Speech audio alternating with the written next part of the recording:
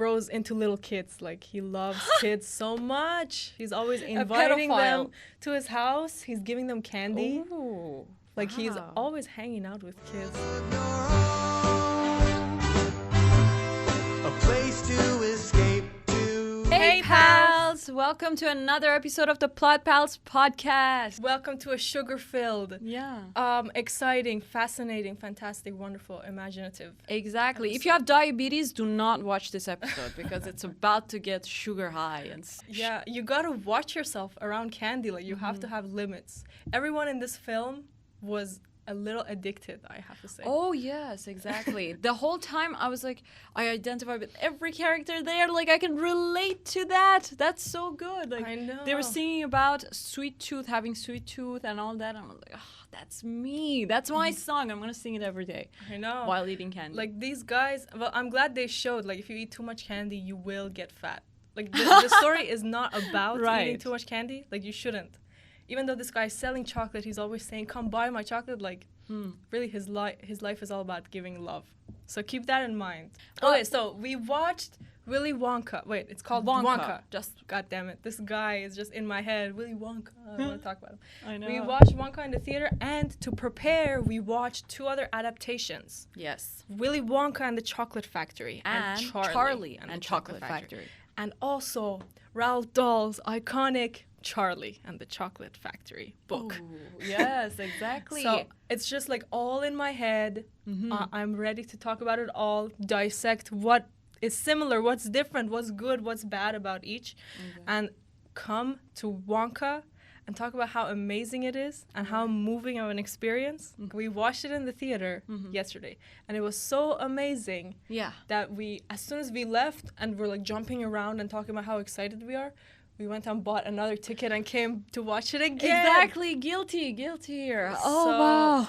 This is how good the movie is. And to think, if it wasn't because of Anna, I feel like I wouldn't have even watched it the once. And, like, that's so bad. That's so pretentious. Why would you think, I don't want to watch this, like, studio movie? You're wrong. There's a reason why it's so fucking popular. Right, so exactly. And you know, when we walked out of the theater, we were so high. We were actually like sugar high, I feel like. We were so gleeful and so happy. And I feel like there was this shine and spark in our eyes talking about the movie the whole time. And then we went back again and watched it. And the lady that was like checking our tickets, she was like, oh, welcome again. Yeah, well, I feel like she was done with us. She was, I know. Actually, I didn't tell you this, but before like coming, I had this popcorn and two sodas in my hand when I was walking, and I was a little late. And then when she was like checking my ticket, suddenly the popcorns fell, and a little bit of them just fell on the ground. And I think she was totally done with me at the end. Oh no! She was like, she's a total like. Whoa, I did not know. And then you put the popcorns back in and you brought What the hell? You said it fell. It's just a little bit of it. Wow. What do you take me for? Well, no, she just called someone to clean it, but I apologized and all that. And yeah, I went in, watched it, and then...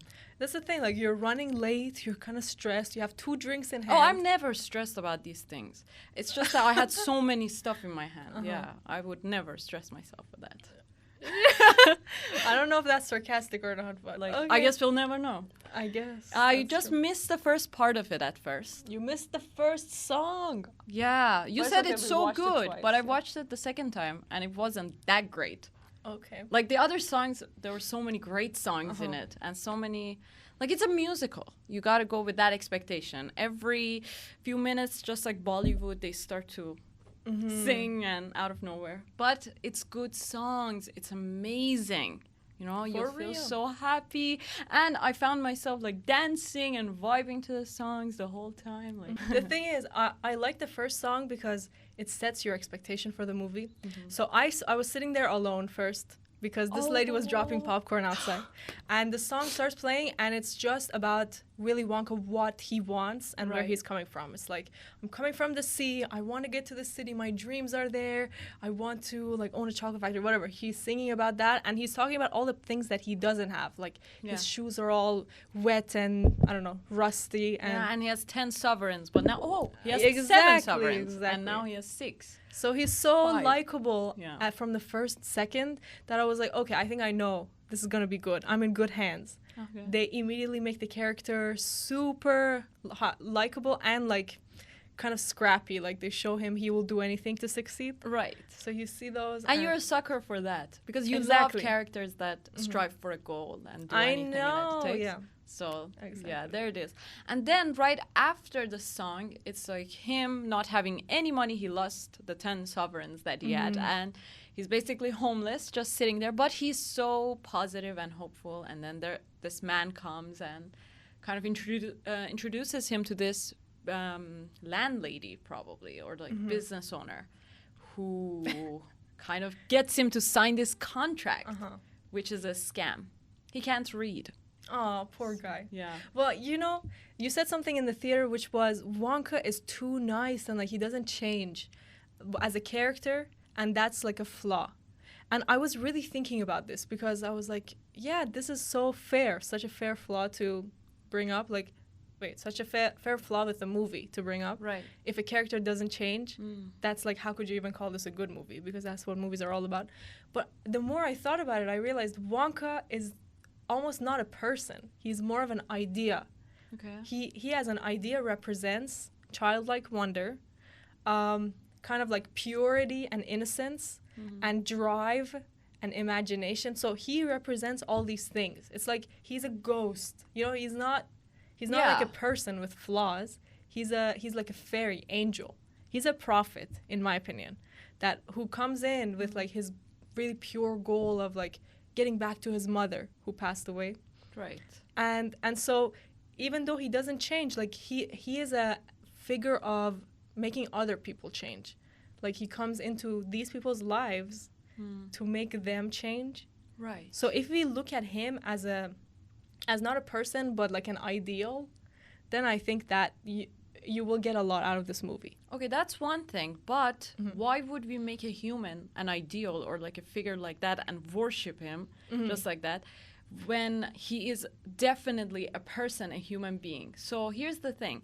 In the other Willy Wonka movies, and it's like after he got his factory going and now he's like inviting the kids to come in his factory, at that time you see that he has this like, he's a trickster. He's like he's not naive anymore. He's a magician, and he knows how to trick people. He's not that honest at all. He doesn't show his true colors, and you can't understand like what he's saying, like if it's true or not. So definitely that's like one mystery, is basically something that draws people and makes people think of someone as a prophet or like someone like that. So here's what I'm saying. Like in every single Wonka movie, this guy, he has one kind of like purpose, which is to change other people.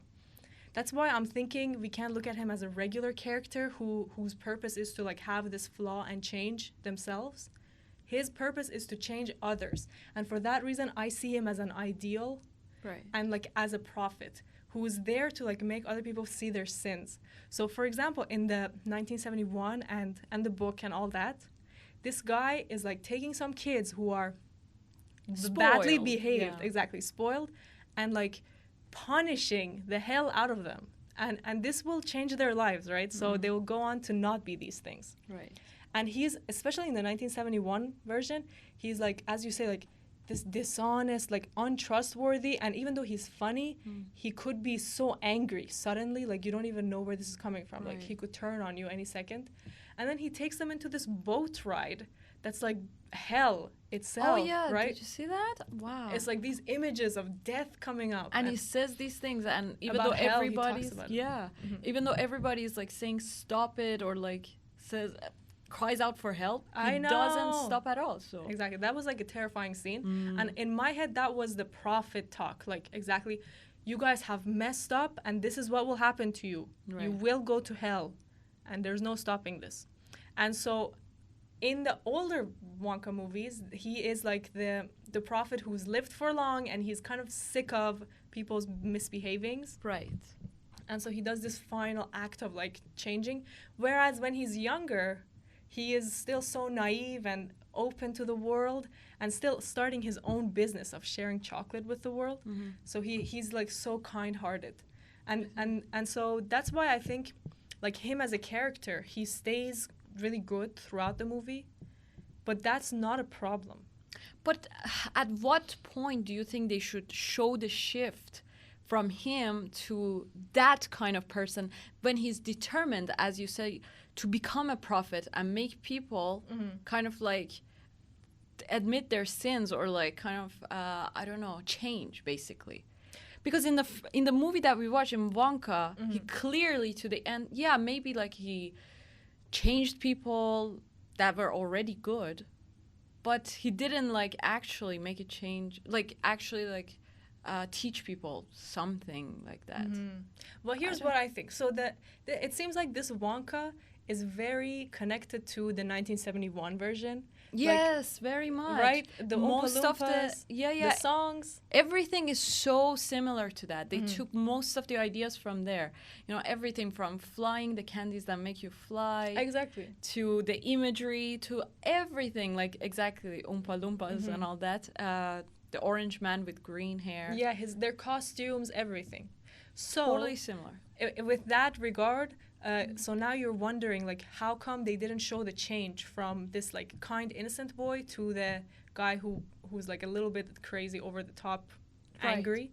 But I think they did, because this guy gets imprisoned by a landlady for 27 years, right? Like he doesn't, actually. Well, yeah, but he's tricked into it at the beginning. So that's, like, the worst thing that could happen. First of all, like, he's just first day in the city, that happens to him. And then 3 guys try to, like, kill him in a pool of chocolate. Right. So he's, like, just based on this movie that we watched, he goes through he sees, like, the worst sides of humanity. Yeah. And, for example, humanity turns on him so much in that when he first opens his store, like, everyone is so happy to be there, and suddenly when their hair color changes, they start to trash the place, like, burn it to the ground. So he keeps seeing, like, the worst parts of humanity. And then you find out, like, in the 1971 version, he had to close his factory because some people stole his secrets. So it's, like, all these ways that he's been hurt by people, right, that I think eventually turn him into this, like, he's not even evil, like, he doesn't care anymore. Yeah, exactly, he's not evil. In 1971. The thing is that, yeah, you're right, maybe at that point of his life Wonka wouldn't have that drastic change, as he's like, okay, I'm gonna close up everything, I'm done with humans, like, with everyone. So maybe if the movie was a little bit longer, or not even longer, if it included the part that he opened the factory and he still, like, got these 3 people, like, these 3 business tycoons come and, like, get his idea or, like, his secrets, and at that point he closed the factory to anyone, that would have been a fantastic ending, I feel like, kind of. That's fair, but the thing is that was in the 1971 version, so that would almost be a repeat. Like, if you imagine that Wonka is supposed to go right before that movie, like, you could watch them back to back. Right. If this section was there with him opening the factory and getting the secret stolen, it would be like a repeat. I know, exactly. That's right. And also, one thing I love about all of the adaptations is they're always under 2 hours, I think. Even the 2005, I'm not sure, but they're always, like, 1 hour, 40 minutes. Which is the perfect length for a movie. Like, we never got tired of it. I think if it kept having, like, more endings, then we would be like, all right, I don't want to watch it again. Exactly. In the first movie, actually, the 1971 one, it actually takes 45 minutes for Willy Wonka to show up. That was too much. It was so long, but it was worth it because it built up this image of him. Like, you always hear about him. Like, who is he? What does he look like? Why is everybody obsessed with him? And they build up this image, and suddenly you see him. And you see him, like, even in the first scene that you see him, it's like, it shows his character. He walks, like, lamely, kind of. He comes so close, and then he falls and does a backflip, or, like, I don't know. So sweet. Yeah, exactly. Front flip. Front flip, yeah, exactly. Something and then like the scene, this, like, section right after that, he says hello to the kids. Yeah. I love that so much. Yeah. Like, he's so kind to the kids, and like, complimenting each one in a different way. Right. And even with the parents, like, he says, I'm delighted, charmed, excited to see you, but, like, get the fuck out. I love so that. So charismatic. He's very good with words. You know, the thing, if you want to compare, like, Timothee Chalamet's Wonka to Gene Wilder's, I think, without a doubt, Wilder is the best Wonka. He has this like, his eyes has that spark, that wildness, and it feels like he's also like high on sugar. Like, you know, he's jittery. His eyes are like sparkly and like that. It feels like he is actually the chocolate man. He is the actual Wonka. He's a madman. When there are these people that have these crazy ideas and things that people usually don't understand them and stuff, they are very typical. Like, we had so many characters like that. For example, in The Social Network, we had Mark Zuckerberg, you know? There are people, these are people that are geniuses that are different from people around them. And their behaviors are totally different. So I think Wilder definitely got that right. Like, he is fantastic. But Timothy's was kind of like, I love the naive boy that comes and has these dreams and all that. I love the emotional side of him, even though I feel like it was too emotional at times. He felt like, to compare with other people in his world and in that movie, he felt like the most normal one, actually. Whereas he had to be like, I think, over the top and much more wilder and kind of like crazier than everyone in his world. To make him the best Wonka, in your opinion? Okay. But you're not saying that he was a bad Wonka. No, I'm not saying that. But still, You know you what? should agree that Wilder is the... Wilder is 100% the better Wonka out of all three. Right. Okay, that's, you know, pretty easy to say because of how charismatic he is and how iconic. Like, for 40 years, we've been seeing that. Exactly. And also because, like, that's the Wonka that was written in the book. Yes. So, like, he's been thought over for so long. Exactly. Like, the screenwriters thought about him, and then also the author came up with that character. But this one, the things that you don't like about him are actually the things that I do. So he's younger. Of course, he'll be more emotional because he But he's hasn't actually matured. 3 years younger. You know, they say that... Yeah. I What? think it was in the... It was in the 1971 adaptations that I saw. Now I'm kind of like always thinking of them as like a prequel and a sequel. Yeah, I think that makes sense. Yeah, but they say kind of like 3 years ago when this Slugworth came and stole some of his ideas and like totally tried to shut his business down and his shop down, he made this factory. So it's like 3 years ago, 3 years before 1971 version, that's when this Wonka movie happens. Well, You know? okay, you So know it's why not that's that not young. true? Well, there's 3 reasons why that's not true. How so? So the number, I think the filmmakers maybe made a mistake or something's going on because, first of all, Slugworth just went to prison for God knows how many years. Like, he has no money to bring himself out anymore. All his chocolate is gone, and he went to prison. Like, I'm going to say minimum would be like 5 years. Okay, so that's that.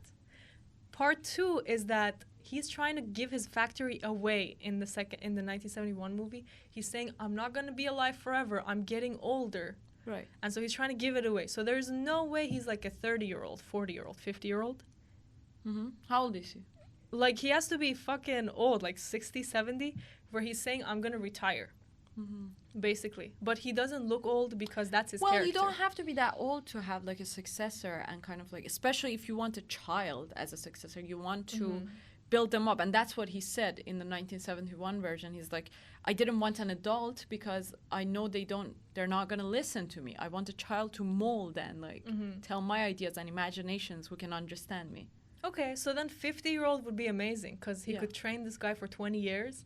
And when he's so 70, maybe he was so much younger when a little bit older when he started his chocolate business. Yeah, I'm thinking because in this Wonka movie, he just has the idea to start a factory. Right. Like, by the time he gets the factory going, by the time he becomes the most popular chocolate in the world, right, that people start to steal his ideas. Like, this will all take more than 3 years. And because of the fact that he's trying to find a successor, so I don't buy that. Exactly, yeah. I think, he's a little bit too young maybe for the Wonka movie. Maybe in this Wonka, they should have had like an older actor, kind of. I don't know. But, like, here's the thing. I don't think that it's even though it's called Wonka, I don't think that it's really his origin story. Like, even though there is beats that show him opening the factory and all that, right, I think it's more about Wonka as an idea. Like, I know I already mentioned this, but if he's anywhere, if you put him in any kind of time place, right, time place is not a world, but like if you put him anywhere, he will do some things similar to this. Like he will try and be kind to everyone and like get his chocolate, share his chocolate with the world, Right. and help some kids. Like that's just his thing. Exactly. So for that reason, I don't even know what my original point was, but like it's not his, origin story where he should have been older or younger. Yeah. It's more like Him Wonka. Wonka. The Wonka like spark Yeah. came into their world. Exactly. Wonka as an idea in different kind of like times and places. Like how would he respond to that situation? And Right. stuff. Because so much of the story was focused on this like orphan who has to find the parents Right. and like I know. Friendships. Exactly. That was actually, I think there was too much focus on that kid. Even though it does make sense because Wonka is all about helping the kids. He loves kids and he wants to help them, especially the poor ones. It does make sense, but like I feel like too much focus was on him. Whereas this is the Wonka's story. Like we want to see him and his change. So one thing that I said to you was, I know that you're against, like for Wonka, you're against like his change and all that. But one thing that I said was that I would have loved to see him be maybe like selfish at first about his candy. So all he thinks about is to get his chocolate store started. And he would sabotage his friends and everyone to get to his goal. Like he doesn't care. All he cares about is the chocolate and the candies and people loving it. And then in the way he would hurt his dearest, closest friends. And then at one point he will realize that none of this stuff matters, and what matters is the people that he shares it with, as it is like the moral message of the story. exactly. And then that would be a good kind of change, I feel like. Then he would realize that yes, it's all about the people and the kids and all that, and at that point you kind of understand that okay, if he opened the factory, it would make sense that he would get a kid and then like make him a successor. So I don't know, I kind of feel like him as a character, because he loves chocolate, he would be obsessed with it to a point that he would do anything to get it out there. That's very fair. I think, as you say, as a story, that story is more engaging, of like somebody who learns a lesson and somebody who is like first selfish Yeah, and like so driven with this specific goal that they will hurt others. exactly. I do think that's a more interesting story. The reason I don't think they did it, I think they didn't do it, is because Roald Dahl, the author, is already passed away, Right. and Wonka is like this mysterious character who we all know and love, and every time people try and give him a backstory, it kind of backfires. Like the 2005 version, they gave him this like the dad was evil. And That one, and also him with the teeth and everything. It's That so was too scary. bad. I I know. remember watching it as a kid, and I was scared so much. I know at the those kid's just scenes. smiling like. So What bad. is that? No. Exactly. It's also the 2005 version is kind of like too dark. You realize like only the candies and everything is kind of like bright. So what did you think of this movie? Like setting aside all the other adaptations and all that, this one as a movie, what did you feel about it? So, first impressions. There was, as you say, like a little bit too much focus on this story of orphan Right, Noodle. Noodle, right? But immediately I liked it as this like feel good and feel motivated kind of story, Right. where it has like one character who really wants to like help the world and help himself. So and it has really funny, engaging music. Yeah. So when I was sitting there, like there wasn't a moment that I was bored. I was constantly thinking how fast this is moving, and like it's like one song, one little scene, one song, one scene, Exactly. back and forth, and then it made me cry at the end. Me too. Mm. It's so good, very emotional, Yeah, unexpected. exactly. Like and they're so good with setups and payoffs. So everything that comes up once comes back again. Yeah, they Like- wrap up everything so Exactly. good. Wow. Especially you find that out when you watch it the second time. Like, oh my God, everything comes back again. Like, nothing is like thoughtless. Everything that is in the set, and it's a studio, it's gonna come back. and it's there for a Exactly. reason. And it's like some things come back, as you say, like they first are introduced at the beginning and are resolved at the very end. Right. But like literally even in a scene, things are set up and pay off. Like for example, when he first opens the chocolate store, he dances with a guy and takes him over the clouds. And this is the same guy who ends up buying $100 worth of chocolate. And it's the same guy who then turns blue. It's like every time we see someone or something do something, it will come back. And then there's another scene where they go into a zoo and they see a bunch of flamingos like kind of sitting there and not moving. And he says, you know, flamingos need someone to show them the way. And then 2 minutes later, he shows the flamingos the way. Yeah. And they all fly away. And even it comes out at the end even. Their flamingos are making traffic in the street and all that. Yeah, they all come back. And even in the giraffe and all this stuff all come back again.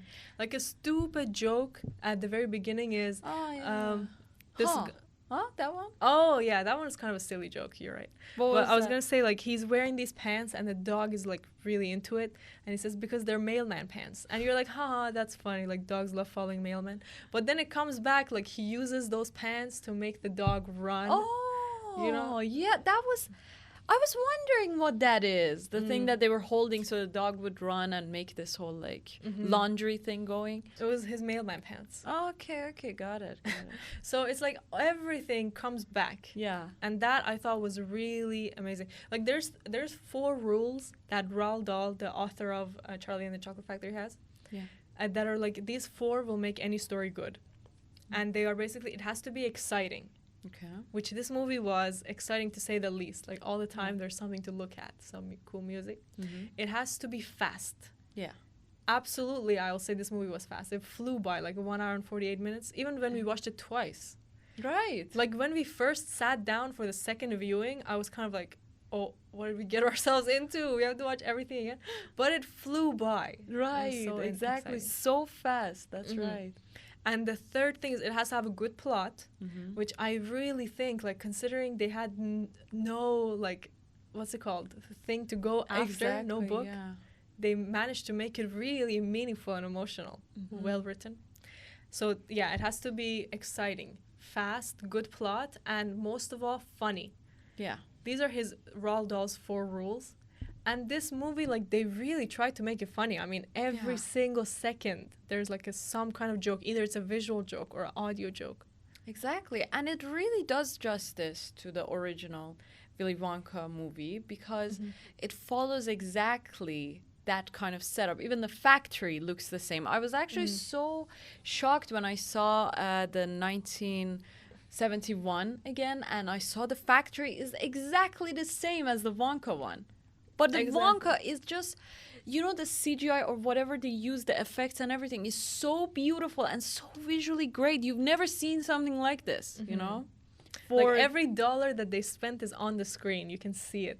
Yeah, so magical. it's very good. And to imagine, like, they took that ideas and all this stuff and made it 10 times more beautiful. And they took all these, like, elements of this author and the original movie and all this and combined them and made this out of nothing, like no real thing that they had, no script or no plot. It's true. Like the 1971, even though the Wonka is amazing, it doesn't hold up that much in terms of the visual effects. And well, it's 1971. Yeah, I know. Exactly. Like, what can you expect? Exactly. Like, even the chocolate that is in the fountain, it looks like not chocolate. It's like red liquid. What is it? Water. Yeah. Exactly. Watered down, like, it's not even brown. They could have made it brown at least. But so then Wonka takes like all those same visual ideas but just makes them so beautiful. Yeah. And you know, the music is so great. Like it's wonderful. I compared the music to, for example, the original one, 1971 one, and I just keep saying 1971 one. I know. And in that it just doesn't compare. This music is so great. These songs are so... Well, you didn't like the song? Here's the thing, though. The Imagination song is yeah. straight up from that. Yeah, sure. That one is like imagine? Classic. Right. But the other characters... And the Oompa Loompa song as well. So here's the thing. They took those 2 songs and like... So a composer composed those, right? And then Roald Dahl gave the lyrics. Oh. Which is he amazing. actually... Yeah. So like then they took that composition and kind of created all the songs for Wonka Right. to be similar to that. So I don't know why you hated the music. Well, not hated, but you thought it was not as good. Yeah, I don't know. I think that 1971, just the other characters' songs weren't as you're good. right. Yeah, like the grandpa when he sings, or Charlie and all that. They're not really as upbeat as That's the true. Wonka. Wonka is just so great. Like all the songs are wonderful. Every character that sings, they're amazing. And And the it's so choreography- choreographed well. Yeah. Oh, look at Compared that. to the 1971. It's true. Exactly. Just the way that they do it and go about it. And it's funny too. Like, you actually laugh at the jokes and all that. And especially, like, every song you can actually remember it Exactly. so easily Exactly. It's and like, understand it very well. you never had chocolate like this. It actually reminded me of classic Disney songs, something that has been missing for a long time. And now, when I listen and watch this movie, I kind of felt nostalgic, kind of, and went back to those like classic, like childhood songs that I used to listen in Disney movies. That's the thing about musicals. Like, if they work, Yeah. there's nothing like them, really. They have And this if magic they power. don't, If they don't, then it's like, oh, God, why am I watching this? I know I'm not a fan of musical at all. I feel like it's just not, it just doesn't go with it. Like, why would people suddenly start singing? You know, their ideas and what they think. Right. But as you said, like, maybe I've been watching the wrong ones, the ones that Exactly. did it wrong. And this one was really good that I'm like, I gotta read or I gotta write a musical, even though I've never done that before and I don't know like how to come about it, like with the music and all that. But it's so fun to come up with a choreography and a message for this song and this performance and then film it, and it's so wonderful.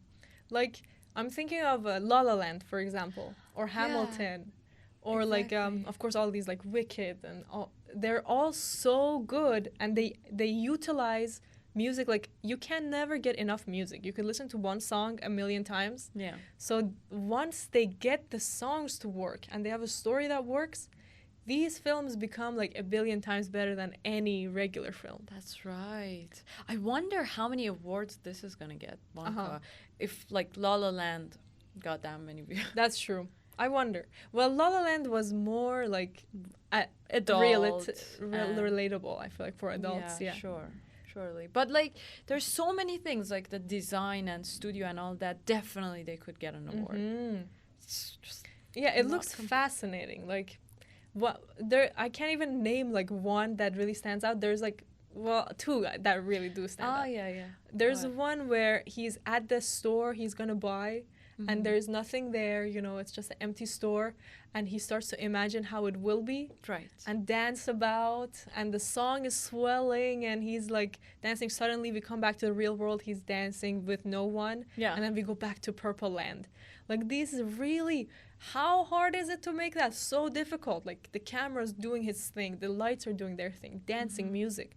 Oh, camera work. I'm glad you said that. It's so good. Like, it's so smooth and it comes like, usually it's flying. like, yeah, it's flying, exactly. So it's up, it comes down, goes back up again, or like so smooth and I beautiful, like know. great angles. Yeah, that's the point of the crane. Like, Warner Brothers has these crazy ass cranes, and they have really amazing crane operators for the film, of course. Right. They do really beautiful things. And the other standout scene, I think Oh, also for yes. you, Yeah. like, as soon as this scene comes around, you know people are gonna remember it. The choreography is intense. Like, they go on top of each other's shoulders and start dancing, and they're Yeah. flying in the air. These with two, balloons, and it's so with balloons going around this like pole, and literally underneath them is all lights. The You know most what magical. it reminded me of? I don't know.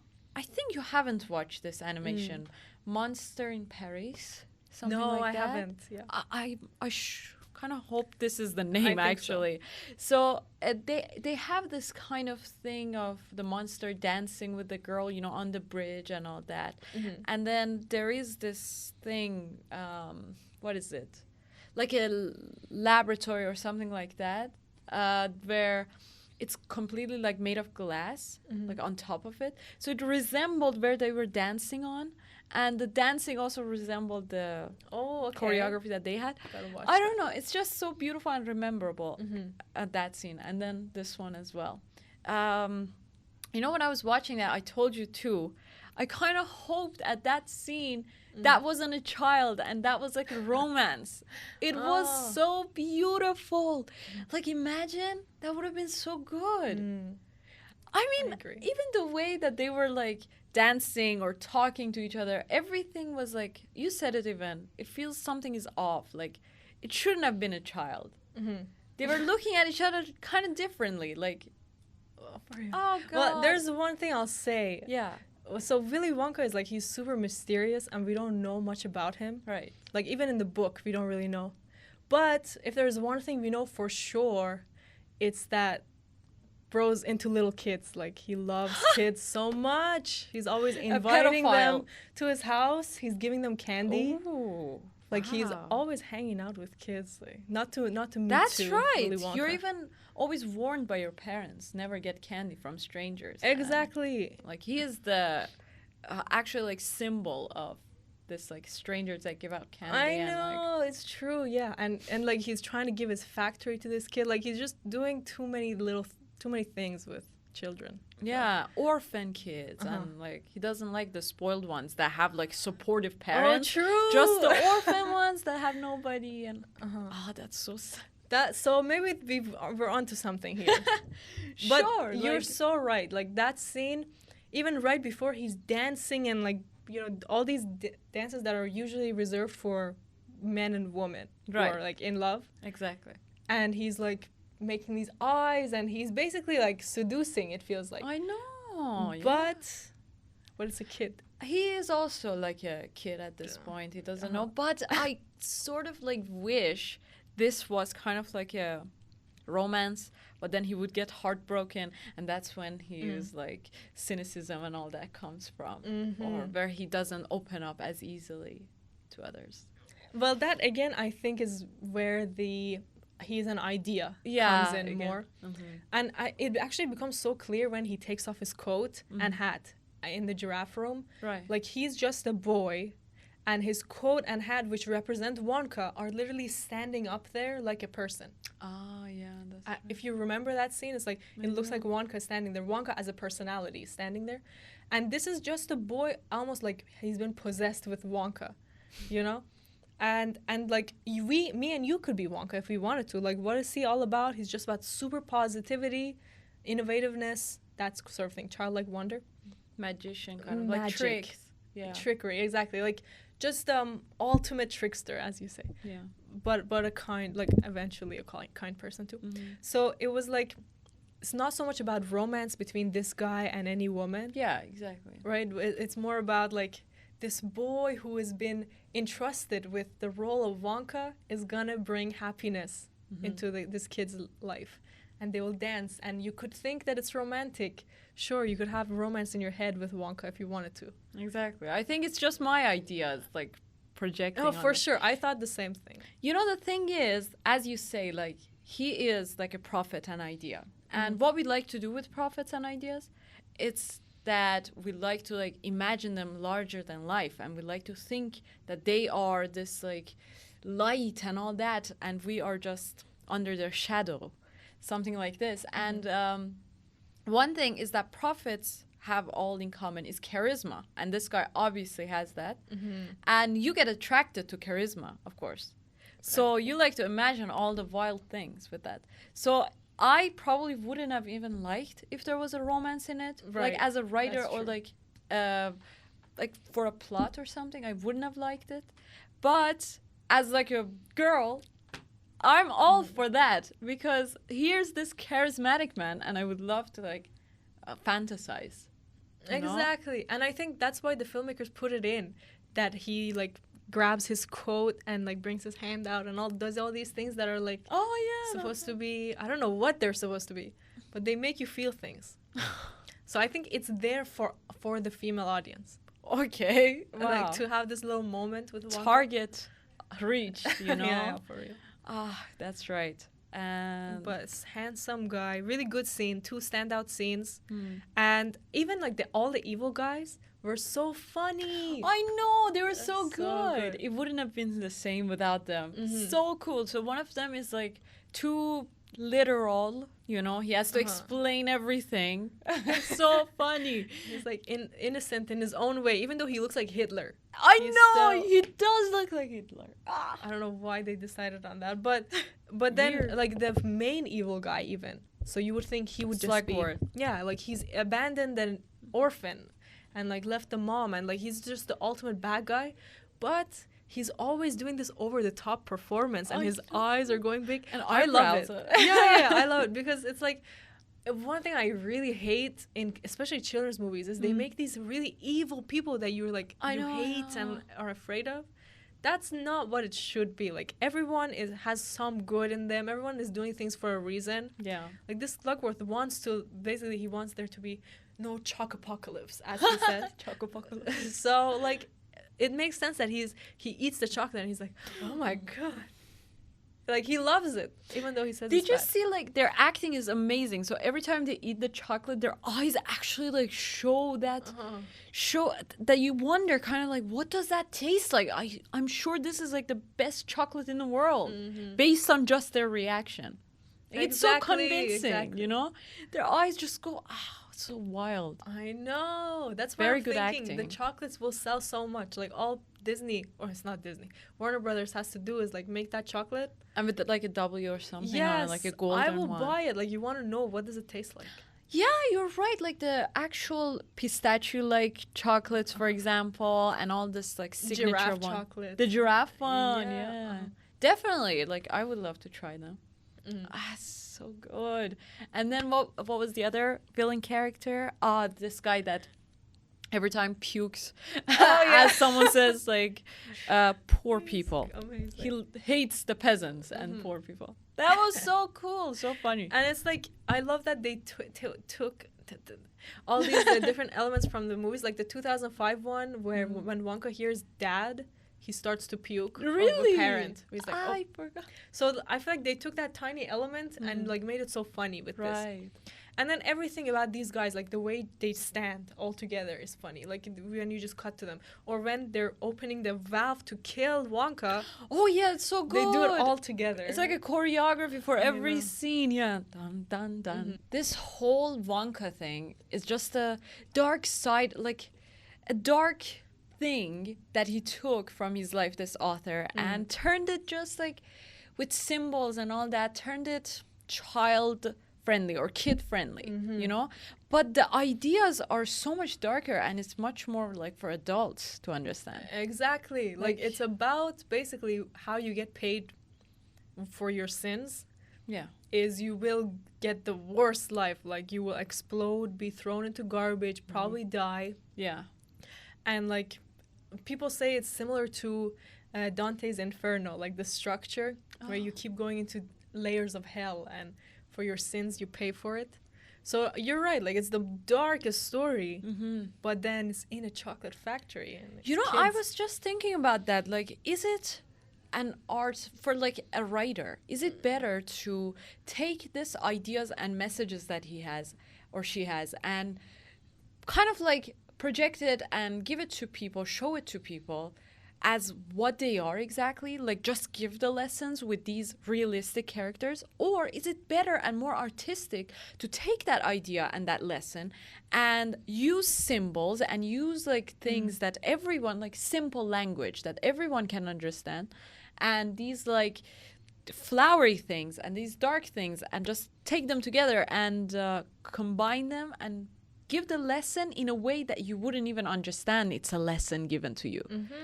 Like, which one is better and more artistic? I feel like this one is much more artistic because you take something, like when you consume that story, you don't even realize that you got a lesson with it gifted to you. So true. And you would think, yeah, realistic stories are better. Why would you want people flying about? Right. That means nothing. You want people to get the real life experience from movies and books. But then you think, you know, why? Stories don't have to be realistic at all. No, Like this story, somebody eats a chocolate and they start to fly. What does that represent? The chocolate is so good that they're elevated. Right. Like they're flying. But then when you see them actually fly, like it perfectly explains that to you in like this visual way. And so why? Why would it be realistic? Why would anything be realistic? Actually, the most memorable stories are the ones that are just so imaginative and over the top, and even like the biblical stories that everybody remembers to this day are just some like fantasies and all that, giving you the lesson with these like over the top things, these things that didn't actually like happen, but are symbols to give you the story, like the lesson at the end. So I'm kind of thinking, if you want to give out a memorable story for years, for everyone, generations to remember, you gotta like use these kind of like authors and these kind of examples and stories like and that. I think as long as you have some kind of internal logic for what's happening, then you could do anything. Like, for example, in this story, even though people start to fly, even though like somebody suddenly gets so fat, all these like make some kind of sense. Like he gets so fat, but there's thousands of chocolates falling out with him too, so he's like, okay, he ate all of that. Or like if somebody flies now, then later at the end of the movie they're gonna fly again, but with like delayed action chocolates. So it's like you got to set up and pay off, and like if there's a evil person who will imprison you, like there's 5 other people who were imprisoned because of that.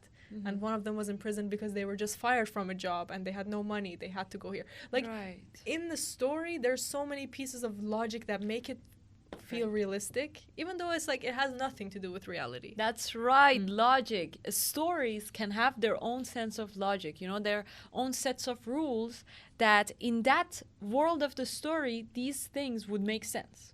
So I think other than the world building that you have to come up with when you're like writing a story, you have to come up with a set of logic and rules, like physical rules, even like rules of gravity and things like that exist here. You can come up with some set of rules in your own story. So for example, we watched this movie, and in this movie flying would make sense. And you actually don't get surprised when people like eat the chocolate and fly, or this guy gets fat, as you said. Exactly. They explain that there's this bug in, I don't know, some city, Malaysia, whatever. They say some city. Yeah. And so the bug loves chocolate so much that it eats it. And then once you eat it, the bug goes in your body. Like, there's an explanation for why. But you eat it up in the story when you're watching. You're like, it makes sense. Yeah. So logic is very important. And also what we realized yesterday was that childish stories are so good. Like you can use so much humor, and that kind of like, you don't have to even explain yourself. I went in the movie to judge it, but I really can't, especially like when we're arguing and stuff. Like I realize like you can't really argue it back or judge it that much. Yes, if you're laughing, you can't be angry. Basically, like that's what they say about if the joke makes someone laugh, then they can't be criticizing you for it. So, well, while we were laughing so much, like what can we really complain about? And the thing with children's story is I always thought, you know, they're a little bit below level. Like anyone could write a children's story. You just have to say like there was a rabbit went into the woods, the rabbit had a dad, like whatever. Anyone could do this. And I used to think, yeah, children's books, like it has 1 word per page, like just make it about anything a turtle would do.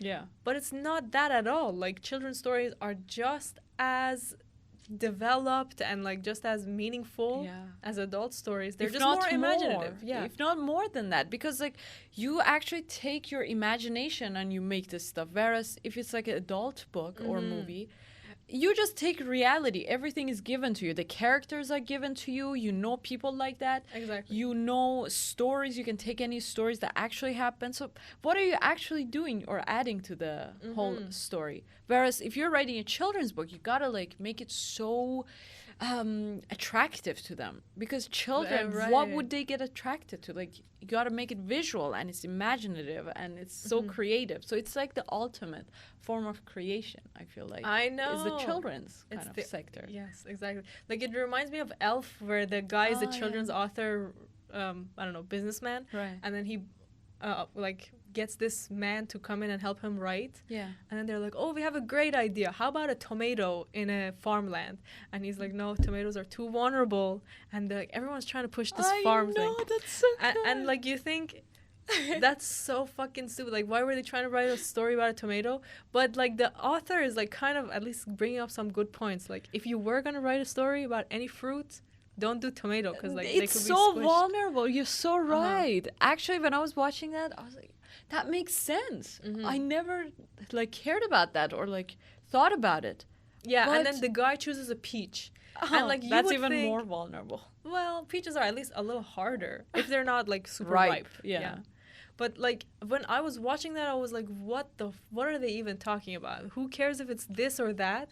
But now you realize, oh, it makes all the difference. Like, you Yeah. gotta choose the right fruit, the right storyline for the fruit.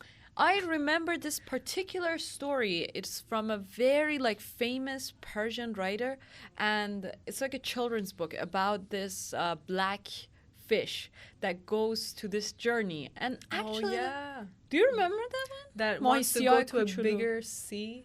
Like, Yeah, find a bigger exactly, sea, yeah. exactly. So it's called Mahi siyah kuchulu, little black fish, and he goes like through this journey. He wants to go to the ocean, and he gets this what is it called? Like this a knife from a friend of his, and he goes on his journey, and it's just a story that has stuck with me because I read it as a kid.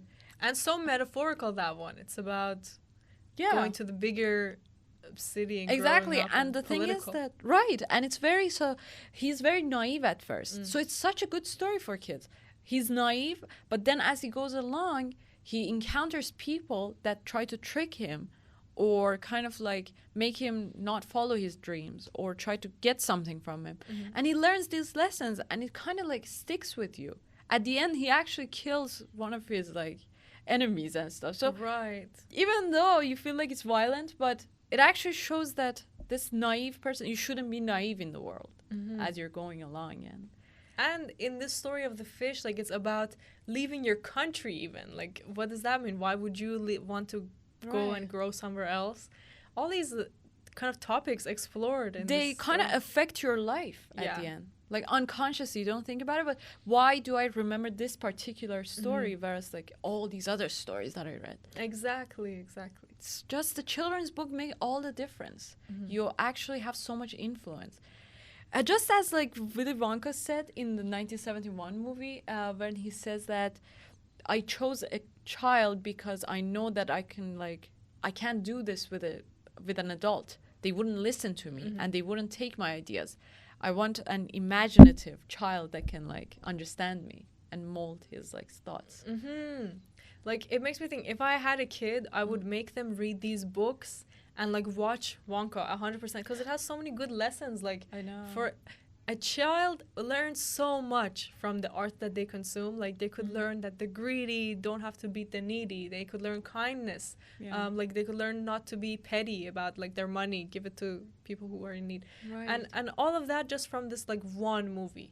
So you imagine, I think you could raise a good child Yeah, from for like giving them the sure. right all this. things to consume. But at the same time, you shouldn't like overstimulate the child. You should let them just grow, I think. I guess, yeah, it's still But difficult. definitely, like, literature makes all the difference for kids, you know? I remember being a child and my dad would always, like, read these poems and these stories to me, like children's poems. But you would remember that. And my dad says that you would also sing it back. And they also remembered all of the things, you know? Even to this day, they remember the things that they, like, the books that they read for me. Or they can definitely tell the story just by heart. It's just a very good way to do that instead of, like, using iPad and all that.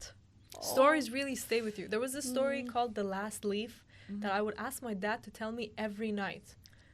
Like, what? You know, why would you want to hear the same story every night?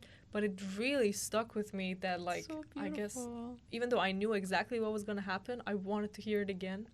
Stories are just so magical. I know, don't know what to say. And this guy, Roald Dahl, oh my God, like, I can't believe, we all know him, you know, from his works, but I can't believe I didn't, like, know him personally and go research. Yes. He wrote Matilda, Fantastic Mr. Fox, Charlie and the Chocolate Factory, The Big Friendly Giant. James and the Giant Peach, like 30 other children's You stories. enjoy all of his stories without even knowing that he is the Yes. one that wrote it. Wow, I even Amazing. realized it yesterday when you told me. Mhm. Mr. Fox, he is like the wonderful Mr. Fox. I know. He's the one that wrote it.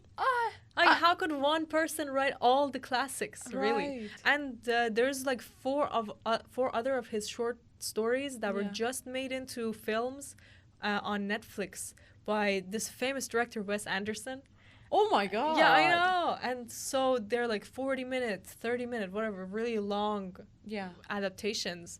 And he took these adaptations like fully literally. There's a narrator reading it as if it's like Book, yeah, as if actually. it's Raold, like reading it to you. Oh, okay. Raold is a character. You see his hut, his writing hut in it.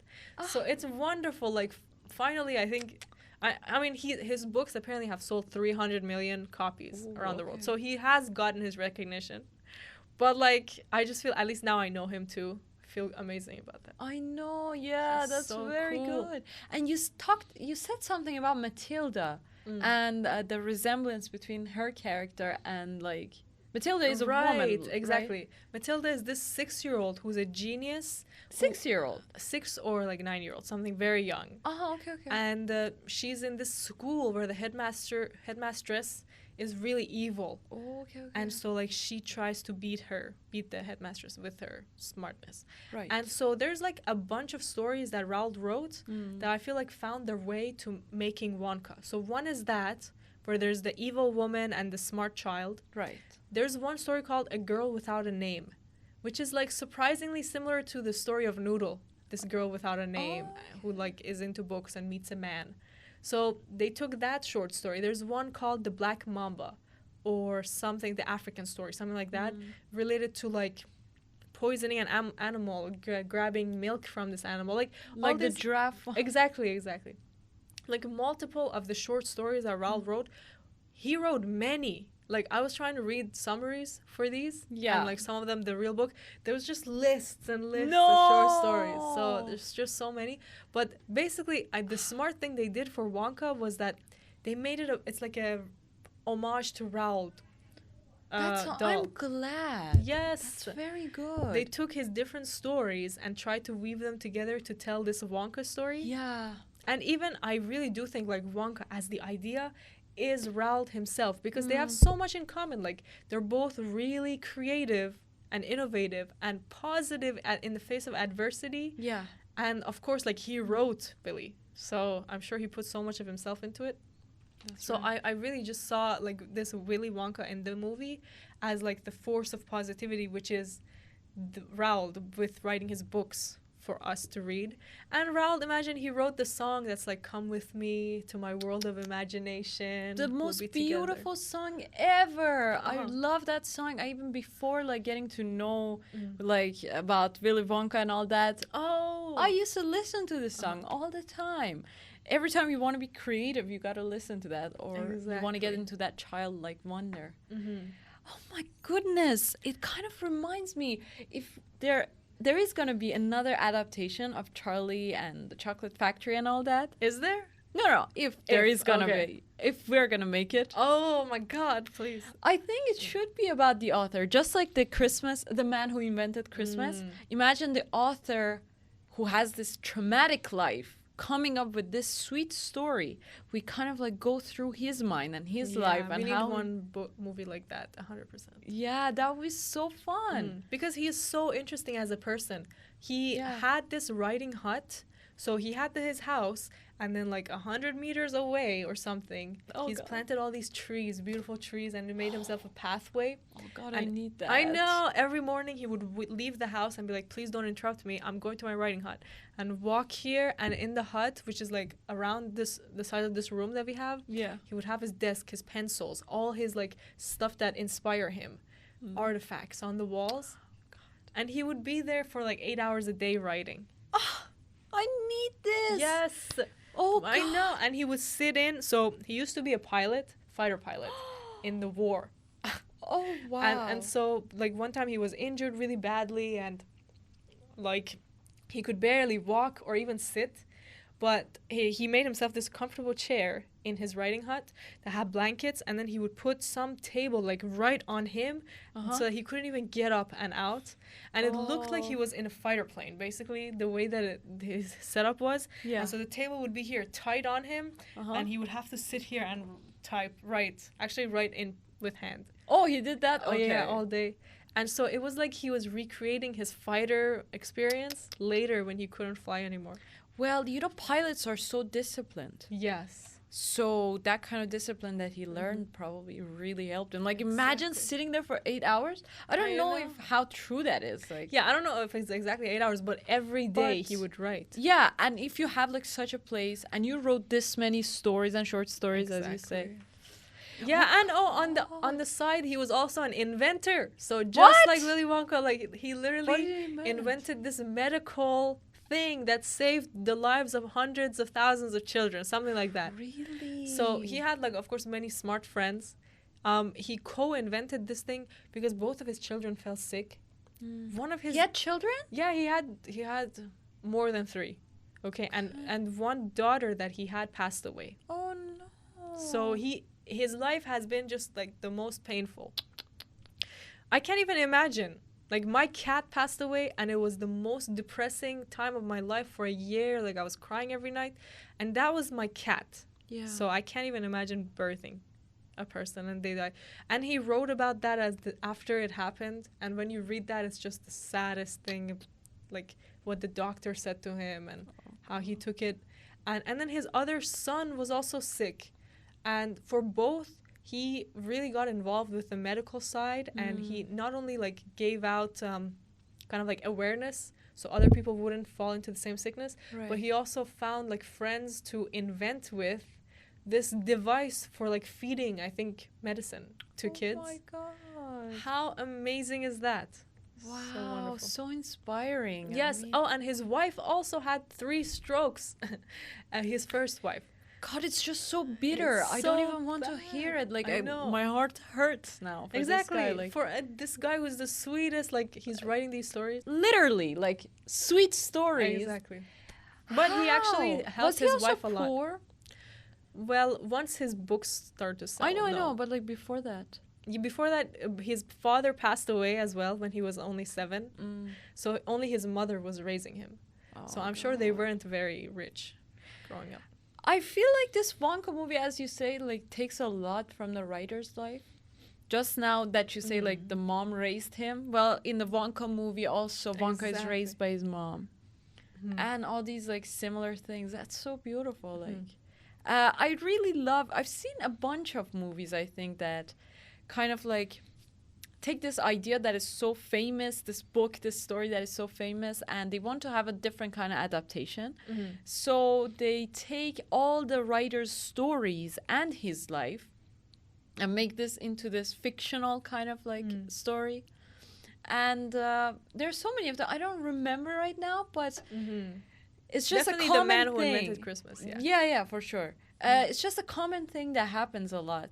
And they did it just really beautifully in this way. You don't even, it just doesn't seem out of place at all. It feels like Wonka was this writer, and this writer is Wonka, basically. Yeah, they don't beat you over the head with it. Right. And it's so subtle. It has to do with the amazing writer and director of this film, Paul King, and also his co-writer.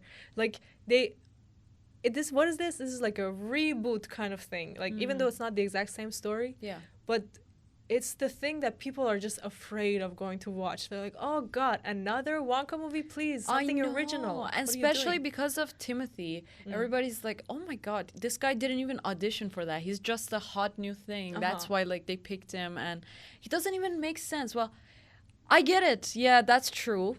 He may be like not have that spark in him, but you gotta like see it as a completely different movie. Like, go in the theater with a fresh mind, you know, just forget about the other ones. Or just go in the theater. Like, even if you have no fresh mind, it will freshen your mind. Right. Like, if it was me and you didn't ask that we watch this, I may have never watched it, and I would have missed out on so much, right? And so many people are going to fall into the same trap as me.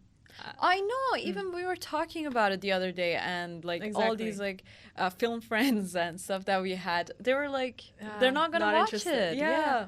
Just Big judging mistake. it based on the trailer. And I too judged it based on the trailer. I went to watch it and I enjoyed it. You know, as an audience, you will enjoy that, definitely. And I got to learn about the writer from you, so that's a very good thing. Well, I learned also from Google, from you telling us to watch it. So it ended up, it's like a big circle. Right. But it's for sure worth it. Like, there's just...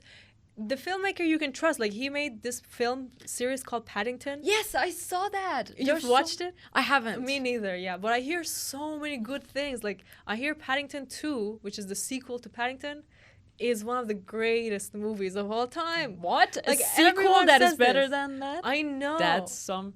You know, there's only one movie that I can think of that has the best sequel, and that's Shrek. Oh, I thought you were going to say The Godfather, but okay. I haven't... Okay. Shrek is also, I hear. That has, like, Toy everybody Story says... as well.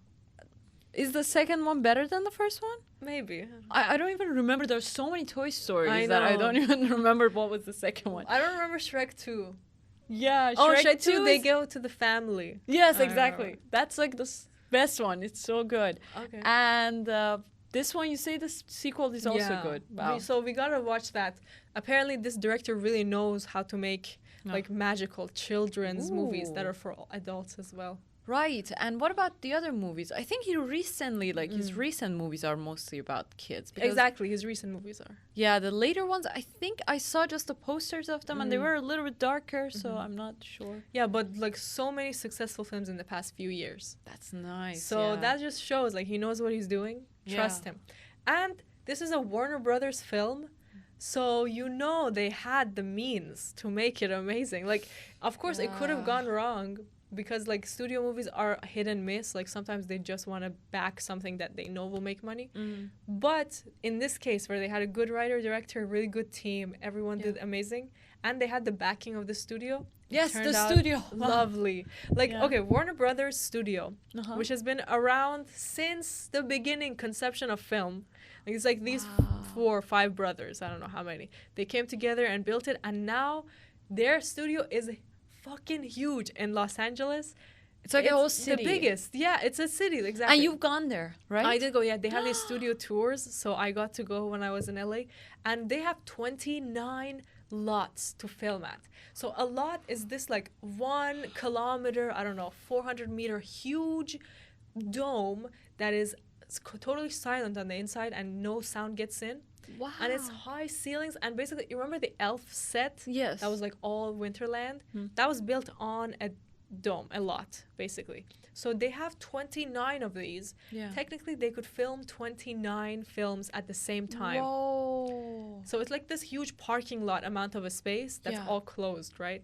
And they have them gear, you know? They could, so multiple films could be filming at the same time.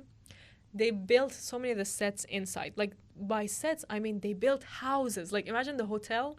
This was not a real hotel. How did they do that? It's Is it just the intense. outside? They just build like something, I don't know. Exactly. Like, if they're in the streets and they're filming, then the houses are hollow on the inside. Okay. And if they're filming inside, then it's just like imagine a room like this, but they've built Just- around it. Yeah, walls around it, and the window outside of the window is just like green screen or something. Like, it's fascinating how they shoot studio movies. It's like literally magical. Have you ever done that? Have you been on a stage like I that? have, but You like, of have? course not to this extent. Oh, But yeah. we shot on studio. It's like So the art matters so much. You know, like this looks amazing. Okay, but imagine now making it also look like a house. Like, imagine if we put a fireplace here and like a bookcase and everything. How can we make that into a I know, like you gotta have a budget then. And lighting and all that to not make it look like a studio, actually. Exactly. So they like every dollar was spent there. And then Warner Brothers has this like, as we talked about, like this empty streets. Yeah. It's literally like so big. It's the size of Newmarket, you know? It's fucking huge. You can drive with cars, you know? It's not like just walking. Many streets are named, you know, it's like a ghost town basically. And you drive around, like there's a fountain there, there's mountains here, all full of suburban houses, and the houses look totally real. Like, it's not just cardboard one side. They are all of the outside of the house, but the inside is like empty, you know? There's no Yeah. kitchen or anything. Wow. It's fascinating. And then basically they keep redesigning it for every film. Yes. So for example, if there's a shop, they would redesign the name of the shop. And they would like, if their buildings are longer, they would put green screen behind and then add CGI for the buildings to be longer. Okay. So because I there's was so gonna much. ask Yeah. about like the cathedral that was in the movie. Yes. Like, how did they pull that off? Yeah, well, but I'm sure. it's CGI, you say. Yeah, either CGI or they shot the cathedral in a real cathedral. But I know that the outside of it, the outside steps, that exists on the Warner Brothers lot. Okay. Amazing. Oh, Like, wow. they have the one big building that they use like every time as the bank building or the thing. But they change it, of course. Yeah. Oh, that's so fascinating. fascinating. Yeah, exactly. It is. It is so good. I just want to go there now. Oh, we gotta go soon. to LA. Yeah, if you go to the studio tours. Wait. They're worth So you just went there as a film student, or it. No, anyone can go. Anyone can go And there? you know the cool thing is I would be there all the time. I know. It's so good. That's the thing with LA. It's like a film town. Everywhere Yeah. you go, there's something going on film related. And they let you hold an Oscar and take a picture with it. Okay, Oh, you cool. gotta practice your speech. I you know, we gotta go know, there yeah. and kind of like practice that. So like Party City has this like fake Oscars and these things, and I was there. And I hold the Oscar and I tried to like when nobody was looking just give my speech like thank you I want to know. thank my mother and my dad and everyone who supported me and helped me. I know, like- and it's so emotional too that I can't believe that like That's true. I do. Like, when I was 14, Yeah. I built this Oscar out of cardboard. you did. And it looks really good considering. You don't have it now? Yeah, I do. Yeah. Okay. And, like, I was so delusional. I was, like, holding it up, looking at it. But at the same time, like, So- you think you gotta visualize these Oh, things. for sure. So- If you don't do that, you're never gonna get there. Like you have to dream about it Exactly. and visualize it. I mean, even before we started the podcast, Parkour. I know, I would visualize the whole thing, like a whole Joe Rogan, sitting behind the table and like, yeah, definitely. It's had true. that So in we're mind. not delusional. That's a normal thing to do, I would say. Exactly, and especially when you watch this movie, you realize you gotta dream big. I know. Nothing is impossible. If you want to change the world, go ahead and change it. Oh yes, also it's also full of so much like entrepreneurial ideas. So if you're an entrepreneur or you would like to be, or you kind of just like these kind of stories and ideas of like a person doing something new and innovative, go check this movie out. For real. Like- There was a scene you thought was cheesy. Oh god. There was this part where we find out this orphan kid's mom's name, and who finds it out? Mr. Wonka, by reading it. And Wonka is like, oh, look, I can read now, because the setup and payoff is that he couldn't read, and then this kid taught it to him. Yeah. So why did you find that cheesy? I want to know. If we want to go in the cheesy route, there are so many cheesy things that I can't even like do anything, right? Yeah. So I don't know, like this is just too stupid. Like they're in this serious situation. The guy has a gun to their head and it's like life and death and all this stuff. And then they have this heartfelt moment like that in the middle of all this crisis. That's true. There was a gun All this there. stress and all that. He's like, and it's like it's just so funny to me, It's like all this stress and pressure is on them, but then there's this moment that is like a bubble and they're just around it and nobody's there, and he's like, so I can read now. And, she's like, and then what? That doesn't make sense. Yeah. Well, here's It's the just- thing, though, because she had to find out what her mom's name is. Yeah. Right? And the guy was like, I don't remember it. So how does the audience now find out what the mom's name is? Somebody has to read it somewhere. So who better to read it than Willy Wonka? Well, he could just read it Yes, well, and not say well, like. that's the payoff, though, because, like, he couldn't read before, so now he can. Like, you gotta pay but it you off don't somehow. gotta say it. Like, it's not like Oh, those you're right. 3 guys that were like evil. One of them would always just explain the joke, and it felt like that. That's it's like he's just true. explaining it. Why? Like, I get it. You can read it now, and I'm so happy for you. But it's I just- think if it didn't say anything, some kid would have been like, whoa, he couldn't read, so why can he read now? But you're right. Maybe they should have just shared a look between each other, like, wow.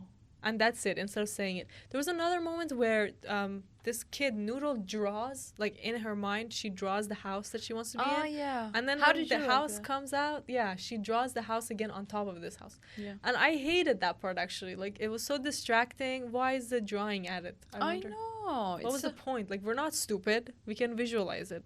That's already. right, exactly. I just kind of don't like also these like drawing and stuff. Even in the earlier scene when she explains that, Yeah, exactly. and there's like Noodle's diary, and it draws that, and then the book opens, Yeah. and it shows the pictures of like her finding her mom and going to the house. And the It's first time just- is like, yeah, it's bad, but it's at least you can forgive it. Yeah, When they draw it again on the house, that's too bad. why? Why'd they do that? I don't know if this is true, but I feel like that was a studio note where they Oh, were okay. like, the kids are not gonna understand that this looks exactly like the house that I she love talked it. about. I guess it's just movie logic, as we talked about. Like in the world of the movie, it would make sense, you know. It also kind of makes it seem like the whole story was from her perspective, like Noodle's perspective. I don't know. Like there was Right. definitely too much focus on her. So just like the Charlie Factory, you know, Charlie Factory, Charlie and Chocolate Factory. Charlie's gonna rename the factory Charlie Charlie Factory. Factory. He yeah. has no remorse. Not at For all. real. He's gonna be a spoiled kid. Charlie Factory instead of Wonka. It's gonna be Charlie only. Exactly. I wonder, actually, maybe there should be a movie about how Charlie runs the factory. What do you think? I wonder if he will become Wonka. Like, it's, you know how, Yes. because Wonka's outfit is what gives him the personality. Like, we kind Right. of just agreed with this, I feel like, Mhm. is that he's a persona that you can Definitely. adopt. He's like, you know, in the Pirates of the Caribbean, there's this guy who lives under the ocean. Yeah. His name is like Pirate Deadlock or something. I forget. Uh-huh. But Dread Pirate something. The one that has the... He's an Right. octopus or something. That one? Exactly, Okay, yeah, okay, yeah. got it. Yeah. So he is a legend who never dies because like he Right. keeps finding a replacement for himself, and that guy becomes the new pirate Roberts. That's or right. whatever his name is. So I feel like really like Wonka is that. I So see. Wonka is gonna train Charlie to be the new Wonka. So I kind of feel like we didn't do the 2005 Charlie and Chocolate Factory justice. You know? Yes. How come people hate this movie so much? Do they? Do Like, they hate that? I think people are so discriminatory towards this one compared to the 1971.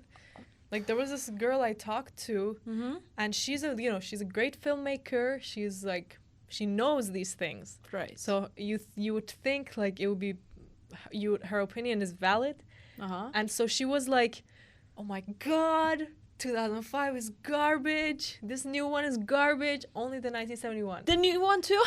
Yes. So What I'm the like, hell? well, I don't think she had seen it yet, but the idea was that she will was definitely kind- say that if Yeah, she yeah. doesn't like the original, like that one was so close to the book, and she's still Right. like Exactly, hates that, exactly. and she's definitely gonna hate this one. So there's some things like I think there's a problem with like being stuck to one idea and not wanting to change it. you know, one thing I like about you is the fact that you are willing to change your ideas. So I've seen like a fair number of film students, and like if they have some belief and idea, or like people that are like into films and movies, they're not gonna change it that easily. You know, it's so hard to talk to them and convince them. Even if there's a movie that is so good, but it's not that conventional, they're not gonna change their ideas. They take just one classic and they stick to it to death. Yes, and even sometimes they take classics and they're like, no, you know, like people like these classics, so I'm not gonna. I like Right. the one that's like all in one take, and it's 5 hours. Like there's this movie. And they don't even argue that. about it like logically or anything. Like you can't argue with them, you know? That, Like, I give feel me a you, reason, I feel yeah. you. Yeah. But that's good. Like the fact that you said that you wouldn't probably watch this movie, but now that you did, you like it so much that you're defending it even right now. I Like know. Wonka. It's like there's different types of movies, and they have different Audiences. audiences, yeah, and like purpose.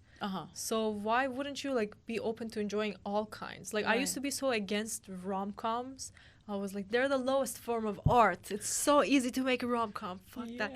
But now I'm like, why are you so like, you're like Scrooge? Just be open to the world. They're so exciting. Yeah. And like you always go through these like romantic thingies that are like funny and annoying in like amusing way. So why just like think this one movie, it had the costume design, architecture, fucking music, sound design, studio, perfect lighting, cinematography, choreography, dancing, like every single piece of art, drawing, everything, design, all came together to make this film. Yeah. And it's literally a marvel. There's so much to love about it. Exactly. And so that's why I feel like, for example, for me, I grew up with the 2005 Charlie Factory. Yes, me too. And I know, it's just the Charlie Factory in my mind. And Johnny Depp's performance is just so good that for years I didn't know this was Johnny Depp. Oh, I know. He looks so different. Until, like, even recently, that's so bad. Not that recently, but until I was an adult. I realized that was Johnny Depp. I wouldn't think about it that much, right?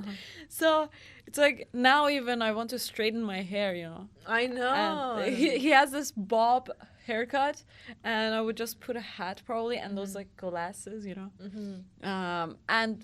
like, he is so memorable, and his performance was great. Yes. And I love that Charlie, too, by the way. He's the so Charlie is so innocent and tiny, just like described. And he's also brunette, and so innocent, as you say, like, so naive, and it's like a actual boy of that time. Right. A poor boy. Whereas, like, the 1971... yeah, he looks well off. He looks clean. I know. He's blonde. I know, like, you can't do that, but, like, you don't expect Charlie to be... yeah, he looked, like, happy. He did. Like a happy and his face was totally, like, full again. Like, it felt like he would eat so much. Like the 2005 version is so... exactly like the book, you know, from the first second, like the way that it's narrated, the way like what we see first, what we see second, how people talk, it's so similar to the book that when I read the book, I was like, wow, like great job. And it's the only movie that I watched with my family. Like I'm sure they would also enjoy Wonka, but it's again more childish. That one has these elements of fear, and it starts with this whole family scene. Yes. The grandmas and the mom and dad. And so that was the one movie that I like proudly could tell my like I didn't even tell them. I just put it on and they one by one joined. Oh god. Not to mention they had all seen it before.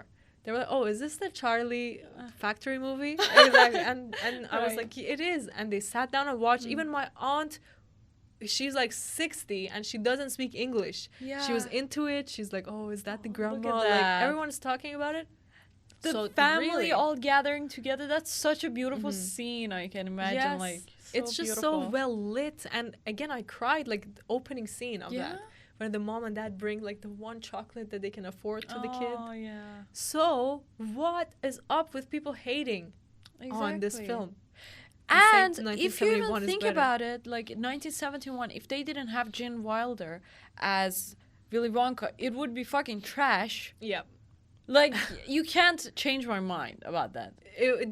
Gene Wilder is the thing that works about that movie. Definitely. For sure. Like, even the acting of, I don't know, the grandpa and the kid, or just the way that they go about it. It's just, yes, at best. I know, and people love the 1971. And here's the thing. Roald Dahl apparently wrote the first draft of the screenplay for the 1971. Oh, yeah? Which is amazing. Like, the book is not the same at all as the movie, 1971 one. Like, everything is changed there. From the things that people say to what happens to, like, plot points. Yes. So much has changed. So I was, like, while I was watching... I was immediately, like, I put my guard up. I was like, oh, you guys liked the 1971? Well, it's nothing like the book. Fuck you guys. Like, that's what I was thinking. But then I found out, oh, Raold actually wrote the first draft. Why? I don't get it. There's some secret thing going on here. Either the second draft changed so much. Okay. Like, what was Raold's reasoning for changing everything? Did he write the ultimate screenplay for this one? I'm sure that what I read was that changes were made. Okay. But they don't say what changes to his draft. But it's just like crazy because everything changes. Like, for example, some small thing is that the mom and dad give Charlie the gift of a scarf. Right. Like, yeah, that's a small thing, but like, why? What's the point? Yeah. Yeah. The writer, why would Raold like change that? So I'm just thinking like they changed all of these things. The only thing that saves it is that it has funny lines. Yeah. Like that are not in the book. I was like super shocked that it's this different. Yeah. But once I saw like it had funny lines, that's when I searched up who wrote this. And so it said, Roald Dahl was one of the writers. So here's my question, like, why is it so different in many critical ways from the book? That's it. That's my question. Like, why? That's amazing. Okay. I don't get it. Like, yes, exactly. But I think, I kind of think that writers really wanted as closely adapted to their book. Exactly. But maybe, like, if you're a really good writer, you don't think of it that way. You don't, like, get prejudiced about your book. And you kind of want to have the best kind of, like, adapted thing for, like, the movie version, like, for the screen. You want to just explore different ideas and things. For example, for The Shining, you saw that this guy that wrote the book was Stephen King hated that book a lot. The movie so much that that's a good point. But the movie wasn't bad. Yeah, and then he tried to adapt it like into a miniseries or something like that was a little bit like more approved by him. But it wasn't as famous as The Shining. So it's kind of is like maybe this writer understood the fact that you got to change the book, the material in order to make it really good for the screen. Which worked, but then the choices that he made were not really like movie friendly, were they? Huh? Yes, they were just like so different that it makes me think. Yeah. Like as you say, there was a scene at the end where Wonka says, "You don't get the chocolate factory. Go home." Yes. And then they come back and he starts to shout at them. Like, what? That was so cool, actually. Yeah. The lines that he said, "You lose. Good day, sir." Yeah. Something like. You have betrayed me, and his hair is shaking. Ooh, I didn't realize. Like he has this crazy hair, and his eyes, like he looks so scary. And yeah, it works, no doubt. That's why I was like, who wrote this? Because it had really good elements. Yeah. But I was just shocked at how different it was, and why? Why did he change it this way? Even though it worked a lot. Right. I don't know. That's one thing, but you say that the 2005 was so close to the book. So close. Like, the ending of the 2005 is that they go into the elevator, come to the house, and grab people, grab the grandparents and go. Okay. And that's exactly like the book. But in the 1971, they just get in the elevator and start flying away. Right. And then he says that it's okay, you bring your family, all your family to the factory. So many changes. I think people those that don't like the 2005, they just haven't read the book, probably. Yeah, exactly. That's one thing. And then, was the backstory in the book too? I'm sure it wasn't. Yeah, it wasn't. That's true. So that's one weakness. Thing, yeah. And what else? Well, what do you think of Johnny Depp's performance in the movie? So before knowing about Wonka from the book and before seeing the 1971, I did think, like, this is very unique. Even though he's so eccentric, like, something is haunting him. Yes. And he's so bothered by it. And I thought that's great. But, like, once reading the book and once seeing the other versions, you do realize, Wonka has to be, like, not bogged down by the problems of human mortality. Exactly. Like, You're right. He should be so free and happy. Jolly and playful almost. And he has to have that, again, the spark that I talked about, like this. It feels like he's always 24-7. Sorry. Wow. Look at that. Okay. 24 hours. It has to feel like he's 24/7 is like high on sugar, That's true. It has to feel like that, which he wasn't. Obviously, he was like a little bit more repressed. It feels like it's like he's in his older age, maybe. In the 2005 version, it's like he's much older than even like 1971. Right. But the good thing is that they showed him still, like, he is a genius. Yeah. they do show those well, and that Right. he is excited by some things. And that he's charismatic too. Yes, yes. So and also it's interesting that they make him kind of awkward with the speech at the beginning, because like he hasn't talked to another human in years, supposedly. That's right. So really interesting choices. But once you see Gene Wilder, you're like there's no going back. Nothing against Johnny Depp. One thing that's amazing about the 2005 is this style of German expressionist kind of like horror elements.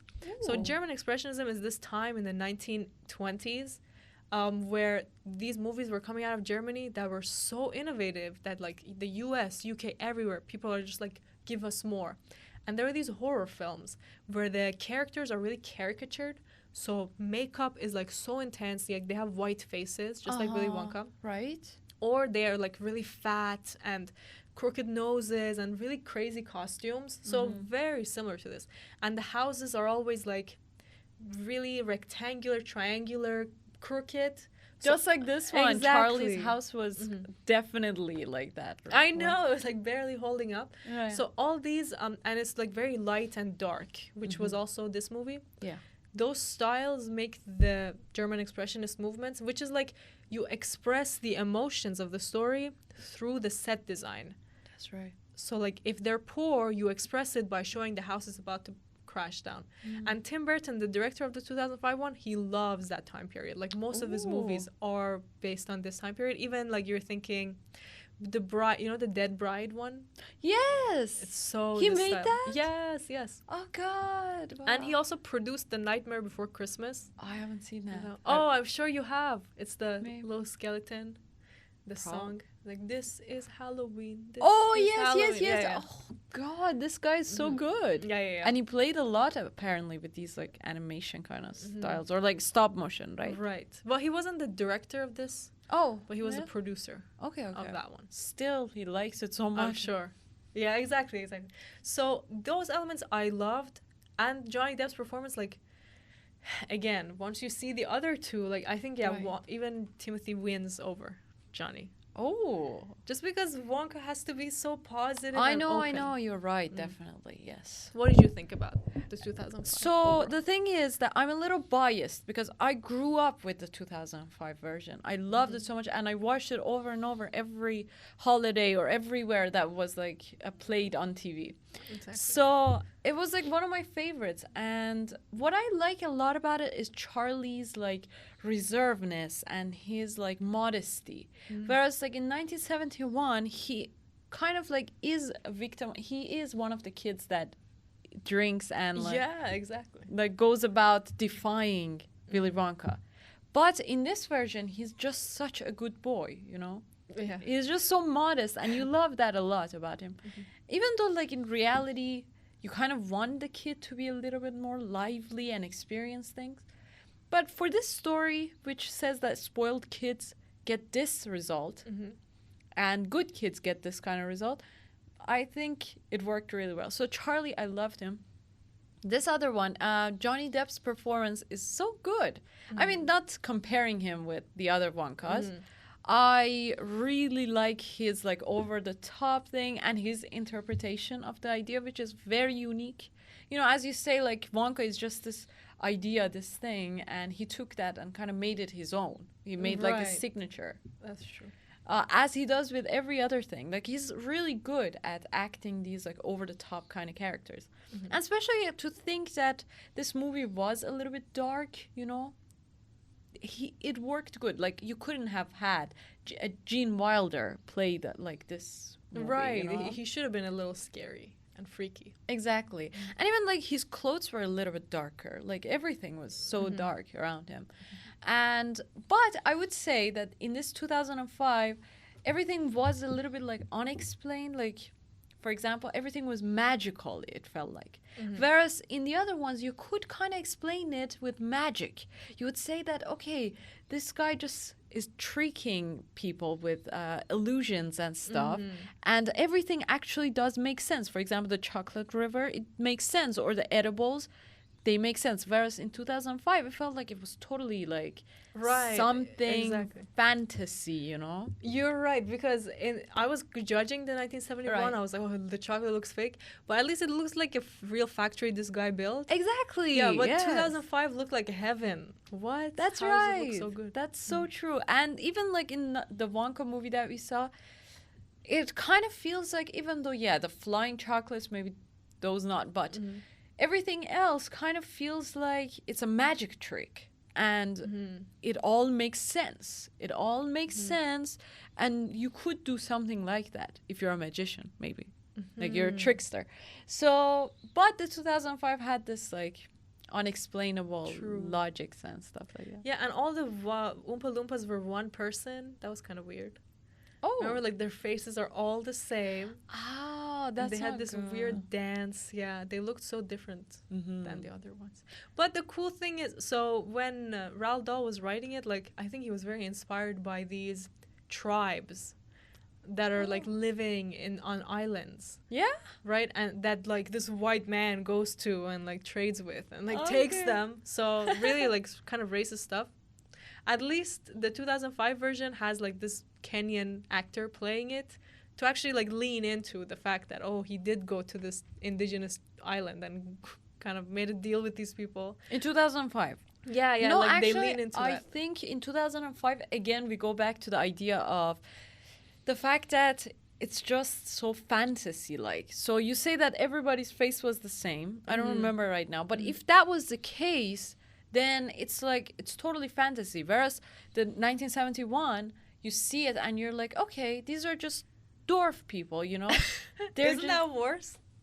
Well, I don't think so. It's like he wants to make this magical element to his factory. So he hired these people and they're working there, right? So Yeah. it kind of makes sense because they have their unique faces. And it also feels like this is just a costume they're wearing. Just like this is a costume that you wear in the Wonka factory, like a uniform. Right, right. But in 2005, it's like, what is that? Like, everybody's face is the same and all that. Like, everybody's wearing just the same kind of clothes.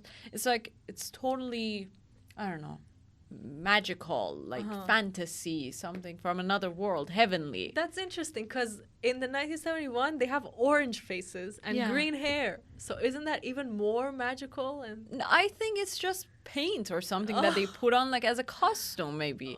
Like, interesting. everybody that works in Tim Hortons maybe like wears this kind of clothes, or Starbucks, all of them wear this uniform. So if you work in Wonka factory, you gotta like paint your face orange and Interesting. put That's what you a thought.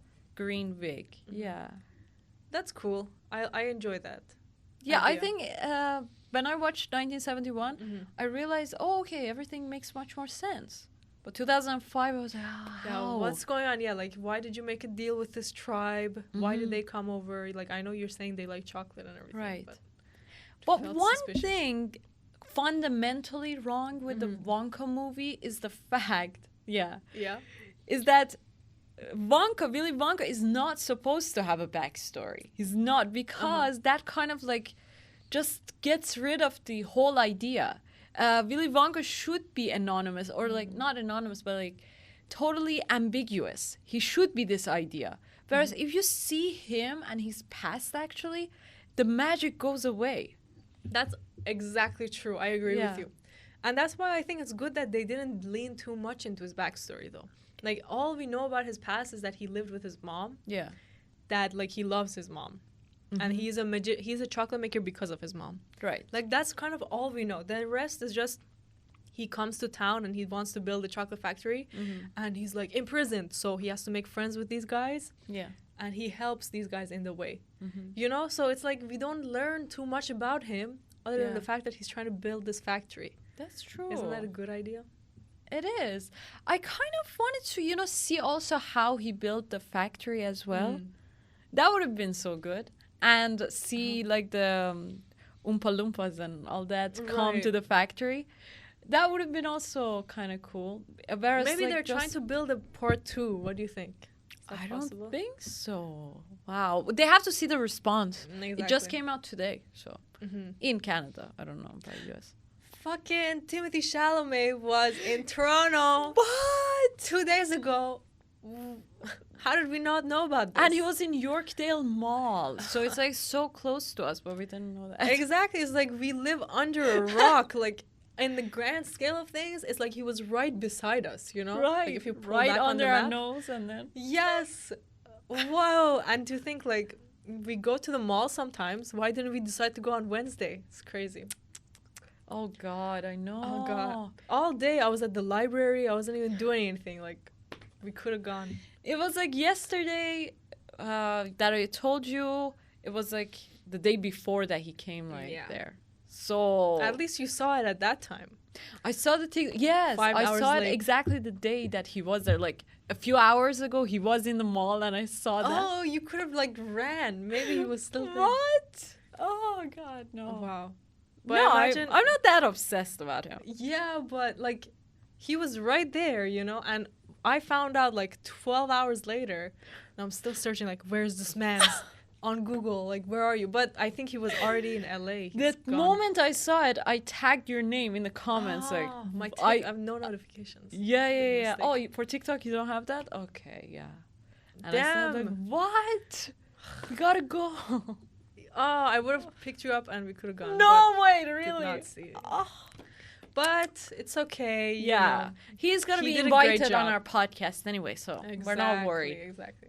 Timothy. And also, she pre-hired Timothy for one of her movies. So Oh my God, yeah, I would love to work with this guy. He knows what he's doing. Like, all he Yeah. had to do, at the end, I cried because of him. Like, he was doing this, like, looking at his mom and tearing up. I know, yeah. And the second time watching, I was like, okay, am I gonna cry again? We'll see. Did And you? I did. No yeah, way. yeah. You're too emotional. So That's that did a great job. The first time I cried, yes. The second time I didn't. Because I think I had my judgment hat on. I was just trying to analyze everything. Mm-hmm. So maybe that's why it didn't work on my emotional side. That's fair. But the first time, it's so relatable, you know? You have a dream, you go after it, you fail, and the plot just makes sense, you know? It had all the, like, traditional kind of, like, plot points. So the apparent victory, the apparent defeat, and then going back again to trying to build this stuff and Exactly. going for And the you see the ultimate villain's victory. side, you see the hero's side. It was just like a well-told, well-done story. Right. So much setup and payoff. And don't you love that the other job that he's forced to do is washing clothes? That's amazing because it's like clothes get dirty every day, and then you Right. wash them and clean them and scrub them, and then they come back again dirty. So it's like the ultimate like meaningless job. Like it doesn't matter how many times you do it, you'll just end up exactly where you were. You just gotta keep scrubbing, keep ironing, scrub. scrub. Like they've been doing that for 4 years or something. Yeah. They've just lost all hope in life. And some people, like, you end up falling into that. You know, even in our corporate job, sometimes I'm like, oh, okay, it's so repetitive. It's all the same. And so you think, like, you got to find some magic in your work. Like, you got to Yes. enjoy it. Or else your work is literally being scrubbed away and then you got to do it all again. Yeah. For what? I love this movie and I love the message that it had as like being a visionary and having dreams and all that. I think we got to tap into this quality. It's true. Feel like anything is possible. You just got to find the right way to do it. Right, And you yes. could Exactly. Being a visionary. Such a good quality to have. Yes, and being positive, like unconditionally positive. Like this guy was positive to a fault. Like even if all his money is gone, he's like, all right, you know, everything will be fine. That's a great quality to have. Exactly. You could learn so much from him. Just relax a bit and not let any outside thing to control you. He had that quality, definitely. Not letting anyone to upset him. Yeah. So, you know what you should do? If you want to be obsessed with an author, check out Roald Dahl. Yeah. My God, I'm going to put his posters on my wall. So you know what you should do? You should drink your hot chocolate. From Tim Hortons, if you want. Or from anywhere, really. Right? And But then... we love Tim Hortons. Yeah, because we're sponsored by that. Oh, in the future, for sure. Timmy's watching you. Yeah. Uh, Maybe take a sip. actually, like... You know what you should do if you want to be obsessed like me with an author? Go check out Roald Dahl's work. His work is like literally magical. You know, it's written for kids or so called for kids, but it's so engaging. Like especially the audiobooks. Some of them are by these like talented actors, and they're available on YouTube. I listened to one. I couldn't stop. You know. Wow. So listen to the children's books. He has adults books, and you will become obsessed. And we should really consider like building ourselves a den to go and write in.